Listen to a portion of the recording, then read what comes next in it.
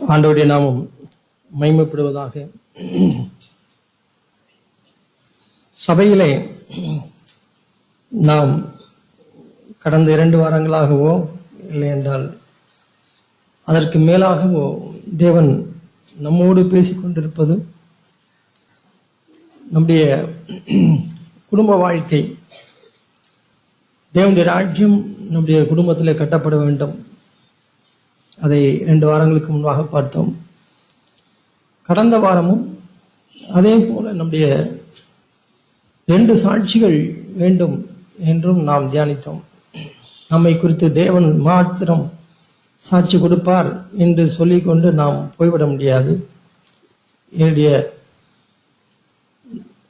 குடும்பத்தில் இருக்கிறவர்கள், என்னுடைய மனைவியோ இல்லை என்றால் மனைவியை பற்றி கணவனோ, பெற்றோரை பற்றி பிள்ளைகளோ, பிள்ளைகளை பற்றி பெற்றோரும் சாட்சி கொடுக்க முடியவில்லை என்றால் நம்முடைய வாழ்க்கையை சரியில்லை என்றுதான் சொல்ல வேண்டும்.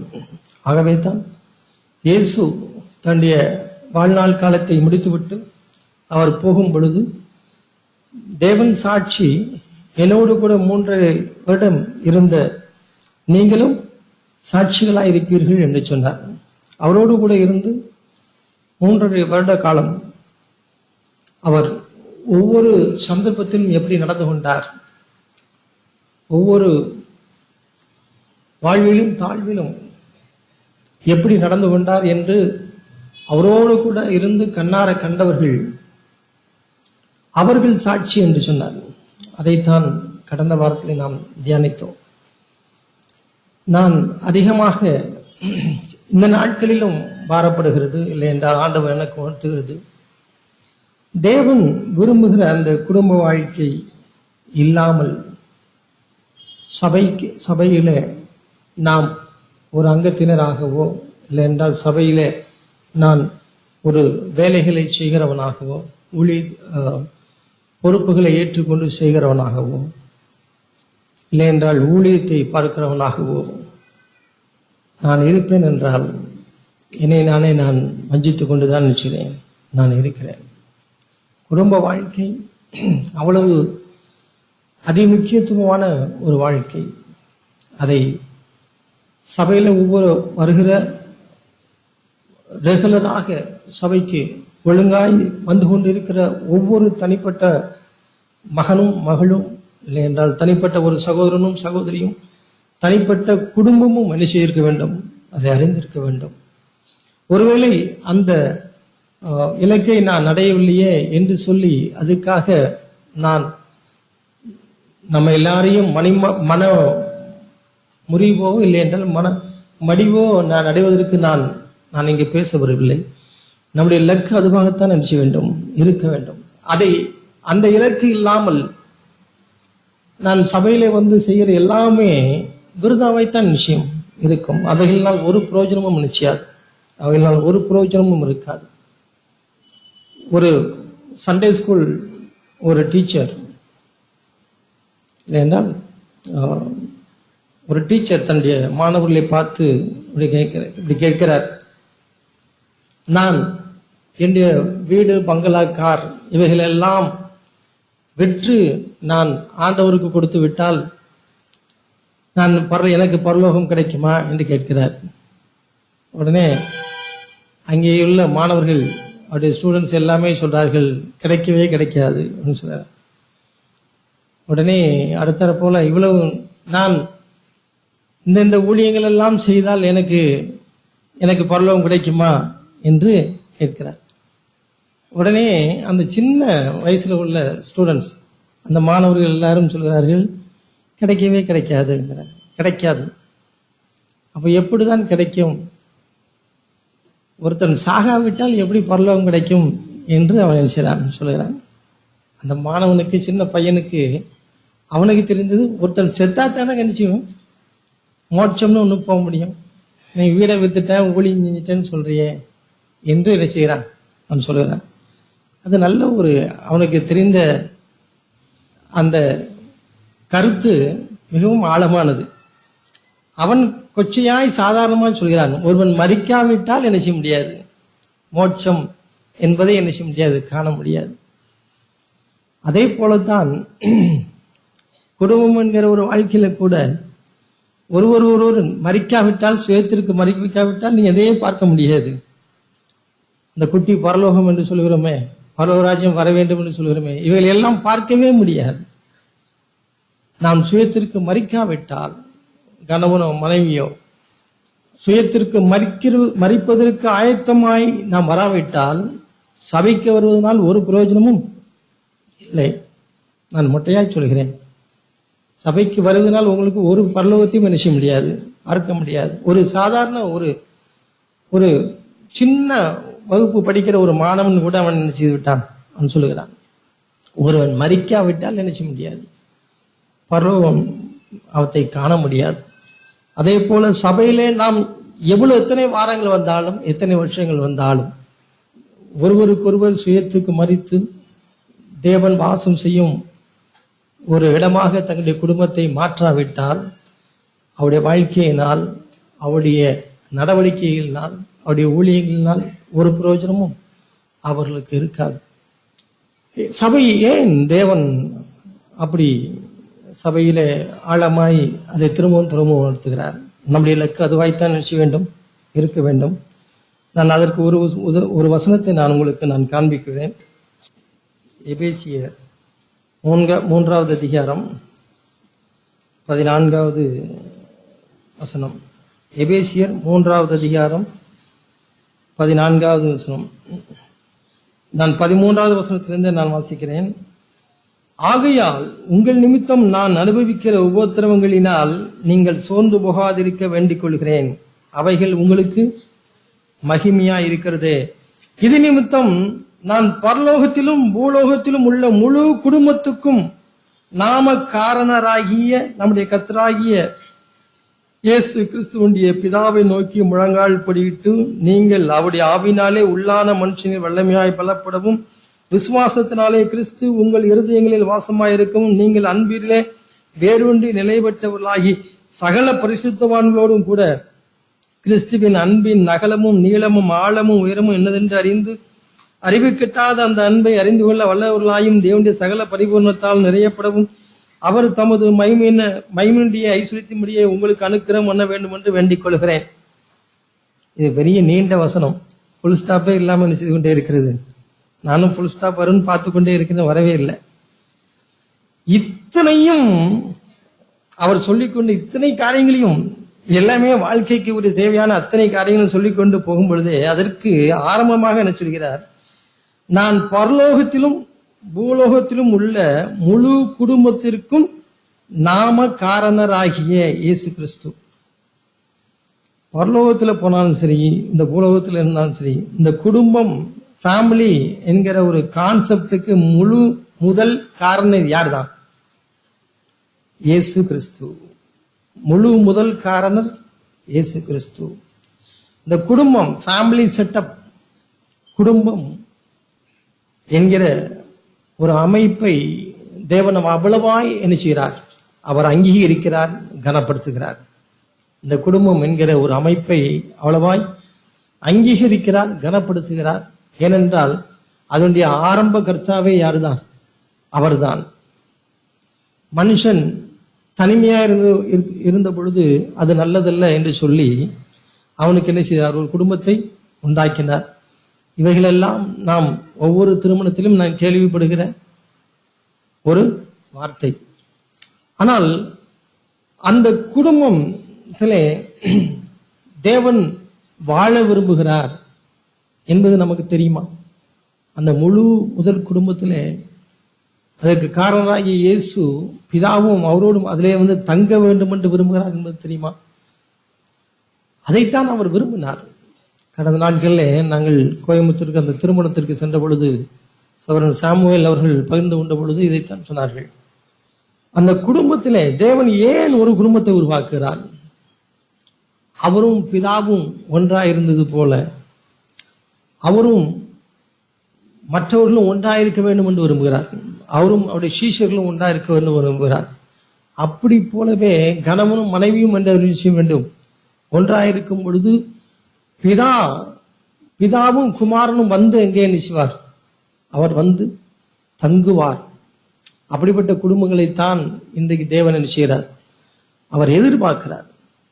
அநேக இடங்களிலே சாத்தான் அப்படிப்பட்ட ஒரு குடும்பத்தின் உறவை இல்லை என்றால் குடும்ப கான்செப்டையே நிச்சயம் வேண்டும் என்று இருக்கிறான். அவன் கலைந்து எறிய வேண்டும் என்று நினைக்கிறான், அவன் நினைக்கிறான். ஆகவே தான் உலக அமைப்பானாலும் சரி, சபையிலே ஆனாலும் சரி, குடும்பங்கள் கட்டப்படாமலேயே ஊழியம் செய்வதற்கும் அநேகர் வெளியே சுவிசேஷங்கள் செய்வதற்கும் ஆயத்தமாய் நிற்கிறார்கள், அவர்கள் இருக்கிறார்கள். ஆனால் குடும்பத்தை கட்டுவதை குறித்து அவர்களுக்கு என்ன இல்லை, கவலை இல்லை. அநேக குடும்பங்கள் அப்படி இருக்குது, அவர்கள் ஊழியம் செய்வதற்கு விருப்பமாயிருக்கிறார்கள்.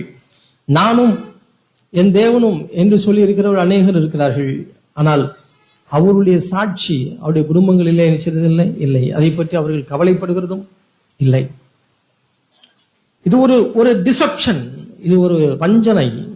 குடும்பம் எப்படி சாட்சி இல்லாமல் இருந்தாலும் பரவாயில்லை, நான் தேவனுக்கு ஊழியம் செய்கிறேன் என்று சொல்வதெல்லாம் சாத்தான் கொண்டு வருகிற ஒரு வஞ்சனை. ஏனென்றால் குடும்பம் என்கிற அமைப்பையே தேவன் என்ன செய்தார், அவர் உண்டாக்கினார். தேவன் உண்டாக்கி அவர்களோடு கூட இருந்து சந்தோஷமாய் அவர் குடியிருக்க வேண்டும் என்று நினைச்சார், அவர் விரும்புகிறார். நான் கேட்கிறேன், குடும்பமாய் இங்கே வந்திருக்கிற நம்முடைய குடும்பங்களில், நம்முடைய இல்லங்களிலே தேவன் வந்து வாசம் செய்கிறாரா, வாசம் செய்ய முடியுமா என்பதை நிச்சயம் வேண்டும், நாம் ஆராய்ந்து பார்க்க வேண்டும். தேவன் வந்து தங்குகிற ஒரு இடம்தான் நம்முடைய குடும்பங்கள். ஏனென்றால் அந்த குடும்பத்துக்கு முதல் காரணமே யார்தான், முழு முதற் காரணம் யார்தான், அவர்தான். அவர் வந்து தங்க வேண்டும் என்று விரும்புகிறார். அநேக இடங்களிலே அவர் தங்க முடியவில்லை, அநேக குடும்பங்களிலே தங்க முடியவில்லை. உலக அமைப்பு என்று எடுத்துக்கொண்டாலே பிசாசு கொண்டு வருகிற ஒரு வஞ்சனை என்னவென்றால், இந்த ஃபேமிலி கான்செப்டே வேண்டாம், குடும்பம் என்கிற உறவு அமைப்பை என்ன செய்ய வேண்டாம். ஆகவே தான் ஆணும் திருமணம் செய்து கொள்ளலாம், பெண்ணும் திருமணம் செய்து கொள்ளலாம் என்று அதற்கு அங்கீகாரமும் வழங்குவதற்கும் எல்லா கவர்மெண்ட்டும் என்ன செய்திருக்கிறது, ஆயத்தமா இருக்கிறது. ஒரு நாடு 2 நாடு இல்லை, அநேக நாடுகள் அது வந்து கொண்டே இருக்கிறது. ஏன் இந்தியாவில் கூட அது பரவாயில்லை என்று சொல்லக்கூடிய பாராளுமன்றத்திலே கூட அதை ஒழிக்கக்கூடிய காலம் வந்துவிட்டது, அது வந்து கொண்டே இருக்கிறது. இது நமக்கு ஒருவேளை இன்றைக்கு உள்ள லேட்டஸ்ட் ஃபேஷன் இல்லை என்றால் ஒரு நவநாகரிகம் என்று நாம் நினைத்துக் கொள்ளலாம். நவநாகரிகம்லாம் அல்ல, பிசாசு கொண்டு வருகிற ஒரு திட்டம். சிங்கிள் மதர் என்று நினைக்கிறார்கள், கொண்டு வருகிறார்கள். சிங்கிள் மதர் என்றால் தனிமையா இருக்கிற ஒரு நீங்க ஒரு கவர்மெண்ட் ஆபீஸ்ல போய் கூட இல்லை என்றால் ஒரு வேலைக்கு போன உடனே உங்க ஹஸ்பண்ட் பேர் என்ன, ஒய்ஃப் பேர் என்ன, பிள்ளைகள் பேர் என்ன, என்ன செய்யலாம், ஹஸ்பண்ட் பேரு ஒய்ஃப் பேர்லாம் சொல்ல வேண்டாம். ஐ எம் சிங்கிள் மதர்னு சொன்னா அவங்க ஹஸ்பண்ட் பேரு வேண்டாம். என்னுடைய அலுவலகத்துக்கு 2 வெளிநாட்டவர் வந்தார்கள். அவர்கள் எங்களுடைய கம்பெனியை சார்ந்தவர்கள். அவர்கள் இங்கே வரும்பொழுதும் அவர்கள் 2 பேரும் ஒன்றாக வந்தார்கள். அப்போ உடனே கேட்டார்கள், அவர்கள் 2 பேரும் கணவன் மனைவியா என்று கேட்டார்கள். உடனே அதெல்லாம் இல்லை, தே ஆர் லிவிங் டுகெதர் என்று சொன்னார்கள். அவர்கள் சேர்ந்து வாழுகிறார்கள், ஆனால் கணவனும் மனைவியும் கிடையாது என்று சொன்னார்கள். என்ன புதுசா இருக்கு, கான்ட்ராக்ட் மெத்தடு போல, வேணும்னா இருந்துக்கிட்டாங்க, கொஞ்ச நாள் கழிச்சு வேண்டாம்னா விட்டுடுவாங்க போல. இவைகள் எல்லாம் எதற்கு கொண்டு வந்திருக்கு தெரியுமா? பிசாசு தான் நினைச்சிருக்கிறான், அவனை கொண்டு வந்திருக்கிறான். நாளைக்கு சிங்கிள் மதர் போதும் தனியாகவே அவர்கள் ஒரு கருவூலத்திலிருந்து ஒரு கருவை எடுத்துக்கொண்டு ஒரு குழந்தையை பெற்றுக்கொள்ளலாம் என்கிற கான்செப்ட் கூட என்ன செய்யும், வரும். அப்பொழுது ஒரு சிங்கிள் மதருக்கு கூட, ஒரு தனிமையாக இருக்கிற ஒரு சகோதரி கூட எனக்கு ஒரு குழந்தை வேண்டும் என்றால் கருவூலத்திலிருந்து என்ன செய்ய வேண்டும், ஒரு கருவை எடுத்து தன்னுடைய கருப்பையில வைத்து கூட நிச்சயிக்கலாம், பெற்றுக்கொள்ளலாம். இதெல்லாம் வரும். ஏன்? பிசாசு எதை விரும்புகிறது இல்லை, குடும்பம் என்கிற விரும்பவில்லை. ஏன் குடும்பம் என்பது விரும்புகிறது இல்லை? தேவன் பிதாவும் குமாரனும் அங்க வந்து நிச்சயிடுவார்கள், வாசம் செய்து விடுவார்கள். அங்கே ஒரு மொராலிட்டி இருக்கும். அதையெல்லாம் நினைச்ச வேண்டும், ஒழிக்க வேண்டும் என்பதற்காக பிசாசு கொண்டு வருகிற திட்டங்கள். ஆகவே தான் சபையில நாம் திரும்பவும் சொல்கிறோம், சின்ன பிணக்குகள், சின்ன விஷயங்கள்லாம் வரும்பொழுது இவைகள் எல்லாம் எல்லா குடும்பத்திலும் நடக்கிற விஷயங்கள் தான் என்று நினைச்சார்கள்.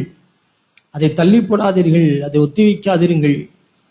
தேவன் வந்து தங்க முடியாத ஒரு சூழ்நிலையை உருவாக்கி கொண்டு இருக்கிறது இவைகள் எல்லாம் என்பதை நிச்சய வேண்டும், அறிந்திருக்க வேண்டும். இன்னைக்கு ஒரு சாட்சியை கேட்டோம். ஒரு சின்ன பிணக்குகள் வரும்போதே தேவன் தம்மை விட்டு விலகிறார் என்பதை நிச்சய வேண்டும், அதை அறிய வேண்டும். அப்படி அறியாமல் நாம் சபைகளுக்கு ஆராதனைக்கோ இல்லை என்றால் நாம் ஊழியம் செய்து கொண்டு நாம் இருப்பதோ அவைகளெல்லாம் ஒன்றும் நமக்கு நிச்சயாது, பிரயோஜனத்தை தராது. நாம் சுயத்திற்கு சாகாவிட்டால் பரலோக ராஜ்யம் நம்முடைய குடும்பத்திலே கட்டப்படாது, நம்முடைய வாழ்க்கையில கட்டப்படாது, நம்முடைய சபையிலே நிச்சயாது கட்டப்படாது. சங்கீதம் 68 நான் உங்களுக்கு வாசிக்கிறேன். சங்கீதம் 68வது சங்கீதம் 5வது 6வது வசனத்தை நான் வாசிக்கிறேன். தம்முடைய பரிசுத்த வாசஸ்தலத்தில் இருக்கிற தேவன் திக்கற்ற பிள்ளைகளுக்கு தகப்பனும் விதவைகளுக்கு நியாயம் விசாரிக்கிறவருமாய் இருக்கிறார். தேவன் தனிமையானவர்களுக்கு வீடு வாசல் ஏற்படுத்தி கட்டுண்டவர்களை விடுதலையாக்குகிறார். துரோகிகளோ வறண்ட பூமியில் நினைச்சுவார்கள், தங்குவார்கள்.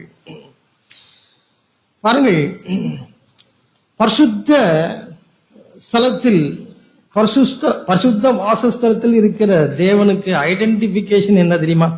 அவருக்கு அடையாளம் என்ன தெரியுமா? திக்கற்ற பிள்ளைகளுக்கு தகப்பனும் விதவைகளுக்கு நியாயம் விசாரிக்கிறமா இருக்கிறாரே, அதுதான் அந்த பரிசுத்த ஸ்தலத்தில் இருக்கிற தேவன். அப்படி ஐடென்டிபிகேஷன் அதுதான். அவர் எப்படி பார்க்கிறார் பாருங்கள். தனிமையாய் குடும்பம் இல்லாதவர்களாய் இருக்கிற ஒரு சூழ்நிலையை பார்க்கும் பொழுது அவர்களுக்காக நினைச்சார், அவர் பரிதாபப்படுகிறார். 6வது வசனத்துல தேவன் தனிமையானவர்களுக்கு வீடு வாசல் ஏற்படுத்துகிறார் என்று சொல்லிருக்கு. வீடு வாசல்னு தமிழ்ல இப்படி படிக்கும் போது என்ன நினைக்கிறோம்? வீடு இல்லைன்னா ஆண்டவர் வாடகைக்கு நினைச்சுவார், ஏற்பாடு பண்ணி தருவார் என்று நாம் நினைக்கிறோம். வீடு இல்லாமல் சுத்திக்கிட்டே இருந்தேன், ஆண்டவர் ஒரு நல்ல வீடு வாடகைக்கு வாங்கி கொடுத்துட்டாரு. இல்லைன்னா ஒரு சொந்த வீடு கட்டிட்டா நினைச்சுவாரு, இந்த வசனத்தை வச்சுக்கிட்டு ஆண்டவர் எனக்கு வீடு வாசல் கட்டிட்டான்னு சொல்லலாம்.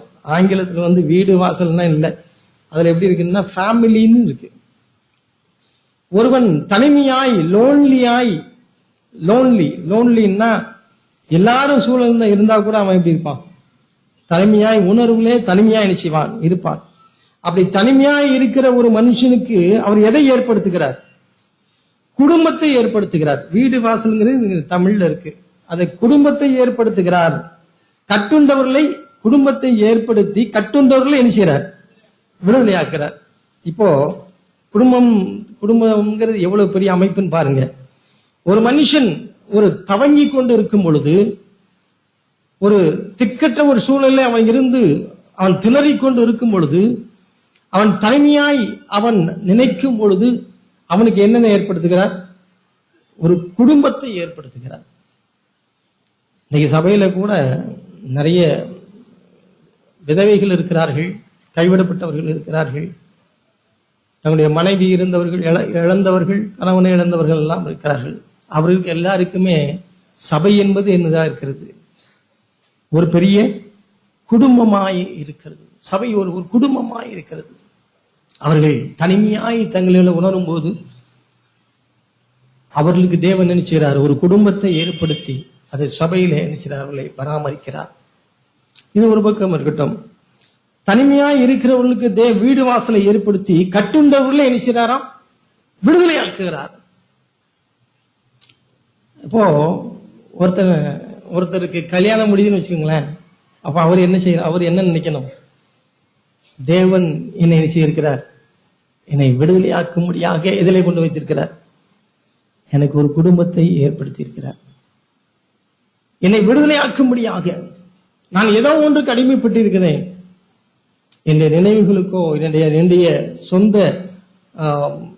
இன்ஃபீரியாரிட்டி காம்ப்ளெக்ஸுக்கோ இல்லை என்றால் ஒரு இன்செக்யூரிட்டிக்கோ அப்படியெல்லாம் நான் இருந்து கொண்டு ஏதோ ஒன்றை என்னை அடிமைப்படுத்தி வைத்திருந்தேன். எல்லாவற்றுக்கும் தேவன் என்னை விடுதலை ஆக்கி இருக்கிறார். எதன் மூலமாக? எனக்கு ஒரு கணவனை கொடுத்ததன் மூலமாக, ஒரு மனைவியை கொடுத்ததன் மூலமாக. இப்போ அந்த வசனத்தை பாருங்கள். தேவன் தனிமையாக இருக்கிறவர்களுக்கு வீடு வாசலை குடும்பத்தை ஏற்படுத்தி இணைச்சினார், கட்டுண்டவர்களை விடுதலை விடுதலையாக்கி இருக்கிறார். இப்ப நிறையவருக்கு இப்போ கொஞ்சம் சந்தேகம் வருது. நான் கல்யாணம் பண்ணதுக்கு அப்புறம் தானே எனக்கு என்னது கட்டு, அவ்வளவு நேரம் விடுதலையா இருந்தனே என்று நினைக்கிறார்கள். இது எக்ஸாக்ட் ஆப்போசிட்டா தான் நினைச்சிருக்கு நடக்கிறது. பிசாசு அவைகளை என்ன செய்கிறான். தேவன் உண்டாக்குகிற தேவன் ஒருவனுக்கு ஒன்றை ஒழுங்குபடுத்தி அவனுக்கு ஒரு குடும்பத்தை கொடுப்பார் என்றால் அவன் அந்த குடும்பத்தில் எப்படி இருப்பான்? அவன் விடுதலையாய் இருப்பான். அநேக கட்டுகளிலிருந்து அவன் விடுதலை ஆக்கப்பட்டிருப்பான். அதுதான் தேவன் வாசம் செய்கிற ஒரு குடும்பம். நிறையவருக்கு பிரச்சனை என்ன? குடும்பம் ஏற்பட்ட பின்புதான் நாங்கள் எதில் இருக்கிறோம்? கட்டுக்களில் இருக்கிறோம். பிசாசு கொண்டு வந்தவை அவைகள். அவைகளை சிந்திக்கும்படியாகத்தான் தேவன் இன்றைக்கும் நம்ம நினைச்சுகிறார், நம்ம நடத்துகிறார். இன்றைக்கு அநேக குடும்பங்களில ஏன் அப்படி தலைகளாய் மாறிவிட்டது? விடுதலையாக்கப்பட்டு சுதந்திரமாய் இருக்க வேண்டிய ஒரு குடும்பத்தில் ஏன் அப்படி மாறிவிட்டது? தேவன் அதற்கு ஒன்று சொல்கிறார். துரோகிகளோ வறண்ட பூமியில் நினைச்சுவார்கள், தங்குவார்கள். துரோகிகளோ வறண்ட பூமியில் தங்குவார்கள். துரோகிகள் இருக்கிறது ஆங்கிலத்தில் எப்படி இருக்குது என்றால் ஹார்ட், கடினம் உள்ளவர்கள், கடின இருதயம் உள்ளவர்கள். அவர்கள் எங்கே தங்குவார்கள்? வறண்ட பூமியிலே தங்குவார்கள். கல்யாணம் முடிஞ்சதுக்கு அப்புறமா இதுல தங்குவார்கள், வறண்ட பூமியிலே தங்குவார்கள். என்ன காரணம்?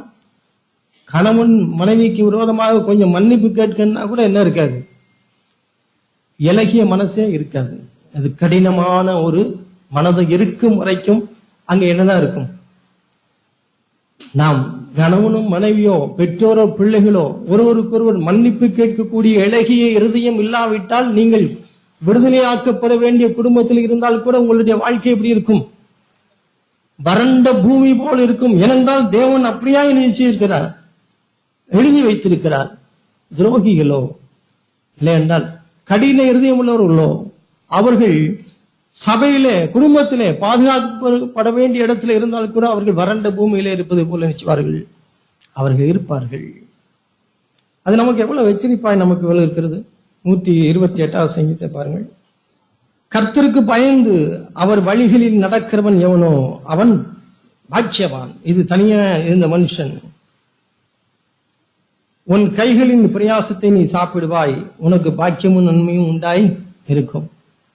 அப்படி தனிமையாக இருக்கும் பொழுது ஆண்டவர் அவனுக்கு என்ன ஏற்படுத்துவார்?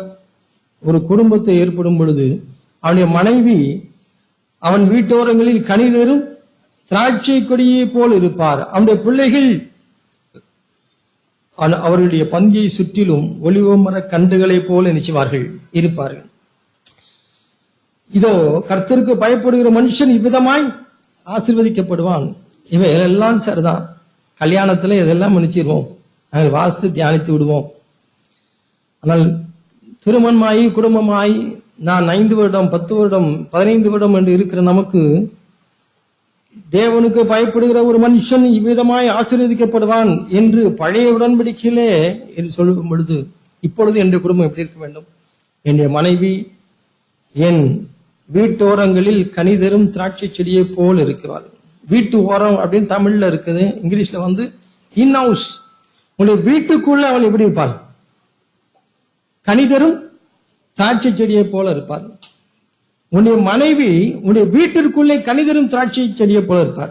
நிறைய வீட்டுல மனைவி வீட்டுக்குள்ள கனிதரும் இல்லை, வெளியே தான் நினைக்கிறாங்க. எல்லாத்தையும் நல்ல பேர் வாங்கிட்டே இருக்கிறாங்க. எல்லாரையும் மற்றவர்களுக்கு அவர் யார்? நற்பெயரை பெற்றுக் கொள்வார்கள். ஆனால் வீட்டுக்குள்ளே இல்லை, கனிதரும் திராட்சை செடியா அவர்கள் இல்லை. அவர்கள் யாருக்கு அவர்கள் கனிதரும் திராட்சை செடியா இருப்பார்கள்?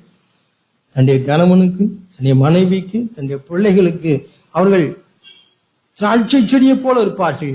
இது யாருக்கு கொடுத்திருக்கிறது? கர்த்தருக்கு பயப்படுகிற ஒரு மனுஷனுக்கு அவர்கள் கொடுத்திருக்கிற ஒரு வாக்குத்தத்தம். அவர்கள் பிள்ளைகள் உன் பந்தியை சுற்றிலும் ஒலிவு மர கன்றுகளை போல இருப்பார்கள். அப்படின்னா அவர்கள் சாப்பிடுகிற டேபிள், அந்த டேபிளை சுத்தி அவர்கள் பிள்ளைகள் உட்கார்ந்து இருப்பார்கள். ஒலிவு மர கன்றுகளை போல இருப்பார்களாம். நல்ல ஒரு இங்கிலீஷ் பீப்புள், வெஸ்டர்ன் கண்ட்ரீஸ்ல இங்கிலீஷ் பீப்புள், பிரிட்டிஷ் பீப்புள் என்று சொல்லலாம். அவர்கள் எல்லாரும் தங்களுடைய குடும்பத்திலே சாப்பிடும் பொழுது அவர்கள் டேபிள்ல உட்கார்ந்து நினைச்சுவார்கள், சாப்பிடுவார்கள். ஃபேமிலியா உட்கார்ந்து மெதுவாய் சாப்பிட்டு கொண்டே பேசிக்கொண்டே நினைச்சுவார்கள், இருப்பார்கள். அவர்களுடைய கணவன் மனைவி அவருடைய பிள்ளைகளுக்கு உள்ள உறவு அவ்வளவு இன்பமாய் நிச்சயம் இருக்கும். எழுதப்பட்ட பிரகாரம் அவருடைய பந்தியை சுற்றிலும் பிள்ளைகள் உட்கார்ந்து ஒளிவ மர கண்டுகளை போல இருப்பார்கள். தேவனுடைய பிள்ளைகளுடைய அநேகருடைய குடும்ப வாழ்க்கை இவ்வளவு அற்புதமாய் மகிமை புரிந்துதான் இருக்க வேண்டும் என்றுதான் தேவனுடைய வார்த்தை சொல்லுகிறது. நான் சிந்திக்கும்படியாக உங்களுக்கு சொல்கிறேன், நம்முடைய வாழ்க்கையில நம்முடைய குடும்பத்தில இப்படி கணவன் மனைவி பிள்ளைகள் எல்லாம் உட்கார்ந்து அன்பாய் பேசி தேவனுடைய வார்த்தையை பகிர்ந்து கொள்ளக்கூடிய ஒரு அனுபவம் நமக்கு உண்டா? இல்லையென்றால் அவைகளுக்கெல்லாம் ஏதோ ஒரு தடை இருப்பதாக எண்ணி அதையெல்லாம் நாம் விட்டுக்கொண்டே இருக்கிறோமா? நம்முடைய பிள்ளைகளும் கணவனும் மனைவியும் எல்லாம் சேர்ந்து வீட்டிலே நாம் சாப்பிடும் பொழுது அன்பாய் உட்கார்ந்து தேவனுடைய வார்த்தையை சொல்லுகிறதே அதன்படி நடக்க முடியுமா? அப்படி இருக்கிறதா? நான் அப்படி இல்லை என்றால் நான் உங்களுக்காக உங்களை குற்றம் சாடவில்லை. ஆனால் தேவன் விரும்புகிற ஒன்றை நம்முடைய வாழ்க்கையில் இல்லையே. we are losing something இல்லையா? நம்ம ஒன்றை இழந்திருக்கிறோம். பழைய உடன்படிக்கையிலே தேவன் ஆசீர்வதித்த ஆசீர்வாதம் இது. இப்போ நான் கணவனும் மனைவியும் சேர்ந்து நாங்கள் குடும்ப ஜெபத்தை பண்ண முடியாது என்று சொன்னால் அப்போ நாம புதிதும் ஜீவன மார்க்கம் சொல்றதெல்லாம் என்னது? ஒண்ணுமே இல்லை. கணவனும் மனைவியும் சேர்ந்து நம்முடைய குடும்ப வாழ்க்கையில குடும்ப ஜெபம் பண்ண முடியாது. நம்முடைய பிள்ளைகளோடு சேர்ந்து நாம் குடும்ப ஜெபம் பண்ண முடியாது. இல்லை என்றால் தேவனுடைய வார்த்தைகளை பகிர்ந்து கொள்ள முடியாது. அப்படியெல்லாம் இருக்கும் என்றால் நாம் எதை பின்பற்றி போகிறோம்? என்னுடைய புதிதும் ஜீவனமான மார்க்கம் என்பது ஒரு செட் ஆஃப் ரெகுலேஷன்ஸா? ஏதோ ஒன்றை நாம உருவாக்கி கொண்ட சட்டத்திட்டங்களுக்கு உட்பட்டு நடக்கிற ஒரு வாழ்க்கை தான் குடும்ப புதிதும் ஜீவனமான மார்க்கமா? இல்லை, அதெல்லாம் இல்லை. ஒன்றை அறிந்திருக்க வேண்டும். தேவன் உண்மையாய் அவருடைய பிள்ளைகளுக்கு வாக்குத்தத்தம் பண்ணியிருக்கிறது. அவர்கள் மனைவி அவருடைய கனிதரும் திராட்சை செடியை போல இருப்பார்கள். அவருடைய பிள்ளைகள் ஒளிவ மர கன்றுகளைப் போல இருப்பார்கள். நான் ஏன் அப்படி குடும்பங்கள் இருக்க வேண்டும் என்று சொல்கிறேன்? ஒரு குடும்பம் வலுவாய் இருக்க வேண்டும் என்றால், தேவனுக்குள்ளாக வலிமை புரிந்துதான் இருக்க வேண்டும் என்றால், இப்படி இருந்தால்தான் அதுல நிச்சயம் வலிமையாக நிச்சயம் இருக்கும். இல்லை என்றால் வலிமையாக இருக்காது. நான் போன வாரம் சொன்னேன், ஒரு காணிக்கை பட்டியலில் காணிக்கப்படும் பொழுது அந்த காணிக்கைக்கு எப்பொழுது வலிமை இருக்கிறது? அவன் காணிக்கை போடுவதற்கு முன்பாக ஒப்புரவாக வேண்டிய இடத்துல ஒப்புரவாகி போட்டால் அதுக்கு என்ன செய்யும்? வலிமை இருக்கும். இல்லைன்னா அதுக்கு வலிமை இருக்காது. ஒரு குடும்பத்தில் ஏறெடுக்கப்படும் ஜெபம் எப்பொழுது வலிமையாக இருக்கும்? எங்கே 2 பேர் 3 பேர் என் நாமத்தினாலோ இருமனப்பட்டு இருக்கிறார்களோ அவர்கள் நடுவிலே வந்து ஆண்டவர் இருப்பேன்னு சொல்றாரா? எங்கே 2-3 பேர் என் நாமத்தினாலே ஒருமனப்பட்டவர்களாக, அப்ப 2-3 பேர் எங்க பேர் இருக்கோம்? முதல்ல இருக்கிறது வீட்டுல தான் இருக்கிறோம். அப்போ கணவனும் மனைவியும் நாங்களும் ஒருமனப்படாமல் 2 பேரும் அங்கங்க ஒருத்தர் ஜெபம் பண்ணிட்டு நீங்க படுத்துக்க அப்படின்னு ஜெபம் பண்ணிட்டு இருந்தா தேவன் அங்கே அந்த குடும்பத்தில் இருக்கிறாரா? அந்த ஜெபத்தை கேட்பாரா? இவரெல்லாம் நம்மை நாமே வஞ்சித்து கொண்டு இருக்கிறோம் என்றுதான் நான் சொல்கிறேன். நம்மை நாம ஏமாற்றி கொண்டு நம்ம சபையில செய்கிறோம், நம்ம இருந்து கொண்டே இருக்கிறோம். எங்கே ஒரு பிளவு இருக்கிறதோ அதை உடனே சரி செய்து அதற்குரிய கலைகளை பிடுங்காமல் தொடர்ந்தேர்ச்சியாய் நான் அப்படியே ஓடிக்கொண்டே இருப்பேன் என்றால் என் ஜெபம் போய்கொண்டே இருக்கும். ஆனால் அதுக்கு என்ன இருக்காது? வலிமை இருக்காது. தேவன் கேட்கிறதே இல்லை. ஏனென்றால் தேவன் சொல்லிவிட்டார், முதல்ல 2-3 பேர் என் நாமத்தினாலே ஒருமனப்பட்டு இருக்கிறார்களோ அப்பொழுது அவர்கள் ஜெபம் பண்ணும்போது நிச்சயம் கேட்கப்படும். எந்த சூழ்நிலையா இருந்தாலும் சரி. ஒரு குதிரை ஒன்றை இழுக்கும் என்றால் 2 குதிரை சேர்ந்தா எவ்வளவு இருக்கும்? 2 மடங்கு இல்ல, பல மடங்கு நிச்சயம் எடுத்துட்டு போகும். அதே போலத்தான் குடும்ப வாழ்க்கையிலே கணவனும் மனைவியும் ஒன்றா இருந்தால் ஒரு சின்ன பிரச்சனையினாலும் செய்ய முடியாது. அவர்கள் மேற்கொள்ள முடியாமல் தர வேண்டிய அவசியம் இருக்காது. அவர்கள் நினைச்சுவார்கள், தனிமையாய் சந்திக்கும் போது மேற்கொள்ளக்கூடிய காரியங்களை கூட 2 பேரும் சேர்ந்து என்ன செய்யலாம்? எவ்வளவு வேணாலும் நினைச்சு இழுத்து கொண்டு போகலாம். ஏனென்றால் அந்த 2 பேருக்கும் வலிமை அவ்வளவு அதிகம். வாழ்ந்திருந்தாலும் வாழாமல் கஷ்டப்பட்டு கொண்டிருந்தாலும் தாழ்ந்திருந்தாலும் அவர்கள் திரட்சியான செல்வங்களை தேவன் கொடுத்திருந்தாலும் அவர்களுக்கு தேவையான மாத்திரம் தேவன் கொடுத்திருந்தாலும் எப்பொழுதும் அவர்கள் நன்றியுள்ளவர்களாய் தேவனுடைய நாமத்திற்கு மகிமையாய் அவர்கள் வாழ முடியும். ஏன்? தேவன் அவருடைய வீட்டிலே நிச்சயிவார், அவர் வாசம் செய்வார். தீமோத்தேயுவை பார்க்கும் என்றால், தீமோத்தேயு ஒரு அருமையான ஒரு குடும்பத்தில் வாழ்ந்த ஒரு மனுஷன். 2 தீமோத்தேயு 1வது அதிகாரம் 2வது வசனத்துல, பிரியமுள்ள குமாரனாகிய தீமோத்தேயுக்கு எழுதுகிறார். அதாவது பவுலுக்கு பிரியமுள்ள குமாரன் யார்? இந்த தீமோத்தேயு. அந்த தீமோத்தேயுக்கு எழுதும்போது அவர் சொல்கிறார், உன்னில் உள்ள மாயமற்ற விசுவாசத்தை நினைவுகிறதினால் என் முன்னோர்கள் முதற்கொண்டு சுத்த மனச்சாட்சியோடு ஆராதித்து வரும் தேவனை நான் ஸ்தோத்திரிக்கிறேன். அந்த மாயமற்ற விசுவாசம் தீமோத்தேயுட்ட இருந்தது. அந்த தீமோத்தேயுட்ட இருந்த விசுவாசம் யார்கிட்ட இருந்ததா? அவங்க அம்மாட்ட இருந்துச்சு. அவங்க அம்மாவுக்கு யார்கிட்ட இருந்து வந்தது? அவங்க பாட்டிகிட்ட இருந்து வந்தது. இவையெல்லாம் அவர் சொல்லுகிறார். அப்படி என்றால் குடும்பமாய், இங்க பாருங்கள், நான் சொல்லுகிற இந்த தீமோத்தேயு கணவன் மனைவி குடும்பத்தோடு நான் சொல்லவில்லை. அவர் ஒரு வாலிபன். அவனை பெற்ற அவருக்கு அம்மா இருக்கிறார்கள், அவருடைய அம்மாவுக்கு அம்மாவும் இருக்கிறார்கள். இந்த 3 தான் அவருடைய குடும்பமாய் இருக்கிறது. அந்த குடும்பத்திலே அவன் பெற்றுக்கொண்டதெல்லாம் மாயமற்ற ஒரு விசுவாசம். அந்த விசுவாசத்தை அவன் பெற்றதுனாலே அப்படிப்பட்ட ஒரு வாலிபன் யாருக்கு பொக்கிஷமாய் கிடைக்கிறார்? பவுலுக்கு பொக்கிஷமாய் கிடைக்கிறார்.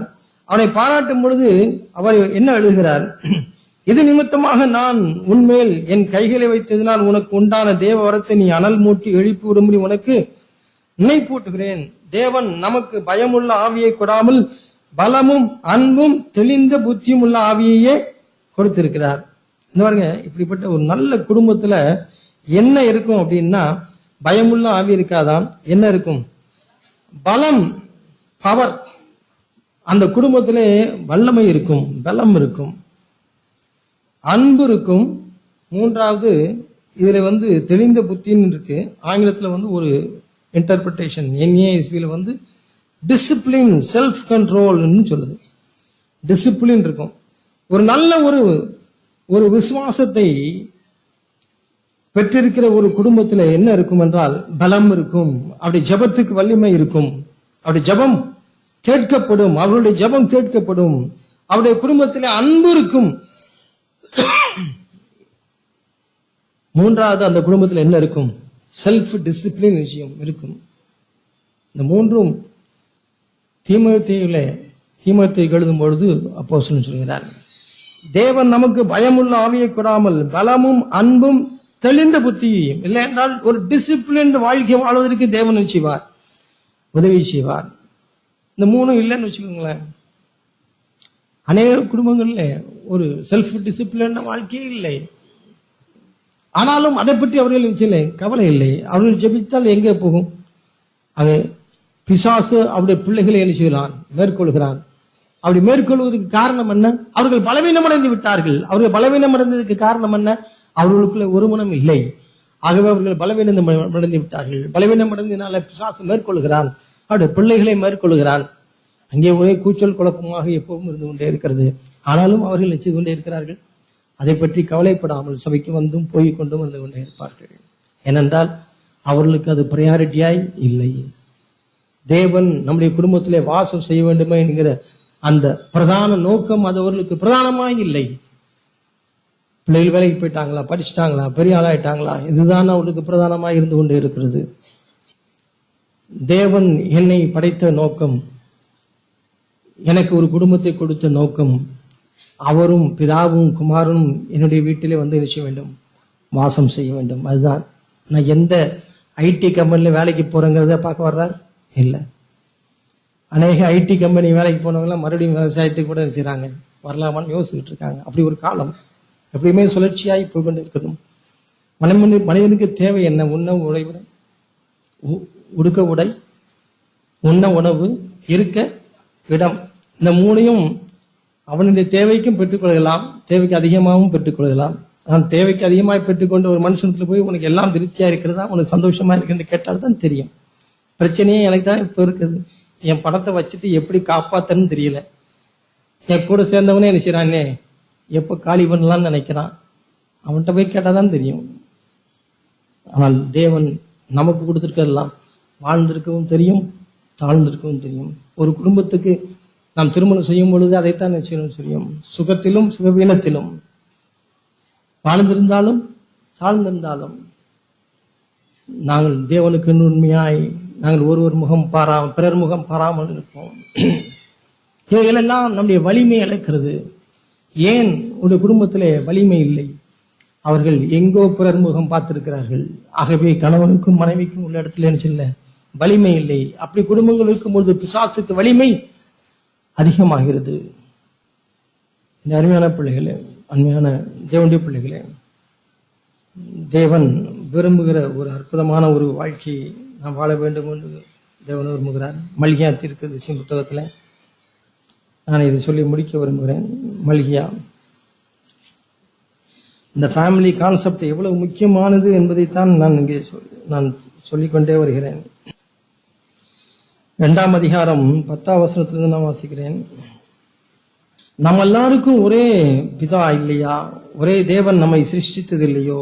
நாம் நம்முடைய பிதாக்களின் உடன்படிக்கையை பரிசுத்த குலைச்சலாக்கி அவனவன் தன் தன் சகோதரனுக்கு துரோகம் பண்ணுவானேன். யூதா ஜனங்கள் துரோகம் பண்ணினார்கள். இஸ்ரவேலிலும் எருசலேமிலும் அருவருப்பான காரியம் செய்யப்பட்டது. கர்த்தர் சிநேகிக்கிற பரிசுத்தத்தை யூதா ஜனங்கள் பரிசுத்த குலைச்சலாக்கி அன்னைய தேவதைகளின் குமாரத்திகளை என்ன செய்தார்கள்? விவாகம் பண்ணினார்கள். இப்படி செய்கிறவன் எவனோ அவன் காவல் காக்கிறவனாயினும் உத்தரவு கொடுக்கிறவனாயினும் சேனைகளின் கர்த்தருக்கு காணிக்கை செலுத்துகிறவனாயினும் அவனை யாக்கோபின் கூடாங்களில் இராதபடிக்கு கர்த்தர் சங்கரிப்பார். அவர் எப்படி அவர் சொல்லுகிறார் பாருங்க, யாருனாலும் பரவாயில்ல அப்படின்னு சொல்றார். இந்த உடன்படிக்கை காக்காத ஒன்றை குறித்து அவர் சொல்கிறார். மறுபடியும் மேற்கொண்டு பாருங்கள், நீங்கள் 2ஆம் தரமும் இதை செய்து கர்த்தருடைய பீடத்தில் கண்ணீரினாலும் அழுகையினாலும் பெருமூச்சினாலும் நிரப்புகிறீர்கள். ஆகையால் அவர் இனி காணிக்கையை மதியார், அதை உங்கள் கைகளில் பிரியமாய் ஏற்றுக்கொள்ளவும் மாட்டார்.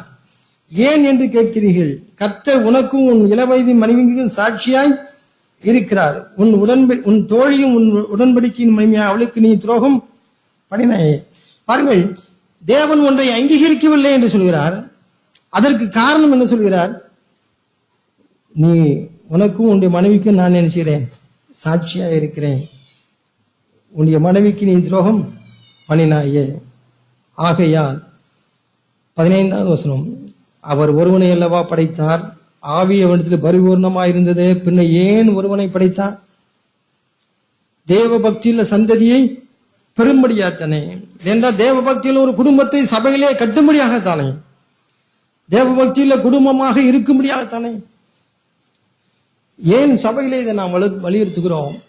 தேவ பக்தியுள்ள தேவனை மகிமைப்படுத்துகிற சந்ததியை உருவாக்காத குடும்பங்களாய், வலிமையற்ற குடும்பங்களாய் சபையில வந்து சேர்ந்தா சபைக்கு என்ன இருக்காது? வலிமை இல்லை, சபைக்கும் வலிமை இல்லை. சபையிலே செய்யப்படுகிற ஜெபத்தும் நிச்சயாது, கேட்கப்படாது. ஏன்? அங்கே வந்திருக்கிற எல்லாருமே எப்படி வந்திருக்கிறார்கள்? ஒருமல்லமில்லாதவர்களாய், சாட்சி இல்லாதவர்களாய், தன்னுடைய மனைவிக்கு துரோகம் பண்ணினவர்களாய், தன்னுடைய கணவனுக்கு துரோகம் பண்ணினவர்களாய் அவர் வரும்பொழுது தேவன் உங்களுடைய ஆவியை குறித்து எச்சரிக்கையாருங்கள் சொன்னார். அதை பாருங்கள், உங்களுடைய ஆவியை குறித்து எச்சரிக்கையாருங்கள். நம்முடைய ஹார்ட், நம்முடைய செயல்ல கூட செய்யாட்டா கூட நம்முடைய ஹார்ட், நம்முடைய இருதயம், நம்முடைய சொந்த மனைவியோ கணவையோ நம்முடைய குடும்பத்தை விட்டு தூரம் போகும் பொழுது, ஆகையால் நீங்கள் துரோகம் பண்ணாமல் உங்களுக்கு ஆவியை குறித்து எச்சரிக்கையாருங்கள். தேவன் இந்த நாளிலும் கொடுத்த நல்ல வார்த்தைகளுக்காக நான் தேவனுக்கு நன்றி செலுத்துகிறேன். குடும்பங்கள் அவ்வளவு விசேஷமானது. குடும்ப அமைப்பு நமக்கு மிகவும் முக்கியமானது. ஆகவே கடின இருதயம் உள்ளவர்களாய் நாம் இராமல் எப்பொழுதும் ஆண்டவரே என்னுடைய டேபிள்ல நீர் வந்து நிச்சயம் எங்களோடு கூட அமர்ந்து எங்களோடு கூட நீர் அன்போடு உலாவுகிறவராக எங்களோடு கூட ஐக்கியம் உள்ளவராக இருக்கும்படி என்னுடைய குடும்பத்தின் அமைப்புகளை மாற்றும் ஆண்டவரே எங்களுக்கு உதவி செய்யும் என்று கேட்போம். தேவன் நமக்கு உதவி செய்வாராக. அப்படிப்பட்ட நல்ல குடும்பங்களை தேவன் சபையிலே தருவாராக. நான் விசேஷமாய் புதிதாய் திருமணம் ஆகப் போகிறேன், இல்லை என்றால் 1 வருடம் 2 வருடங்களாக நாங்கள் திருமணம் ஆகி வந்திருக்கிறோம் என்று இருக்கிற எல்லாரையும் நான் உற்சாகப்படுத்துகிறேன். தேவன் உங்களுக்கு ஒரு ஊழியம் இல்லாவிட்டாலும் பரவாயில்லை, உங்களுடைய குடும்பம் தேவனுக்கு உண்மையாய் தேவன் தங்கும் ஆலயமாய் உங்களுடைய குடும்பம் அமையும் என்றால் அது போதும். தேவன் தங்கும் வாசஸ்தலமாய் உங்களுடைய குடும்பம் இருந்தால் அது போதும். சபையிலே நீங்கள் ஒரு வார்த்தையும் கொண்டு வரவிட்டாலும் உங்களுடைய குடும்பம் சபைக்கு வலிமையானது. உங்களுடைய குடும்பம் வலிமையானது. பிசாசு உங்களை என்ன செய்ய முடியாது, ஜெயிக்க முடியாது. அப்படிப்பட்ட குடும்பத்தை தேவன் நமக்கு தருவாராக. ஆமாம்.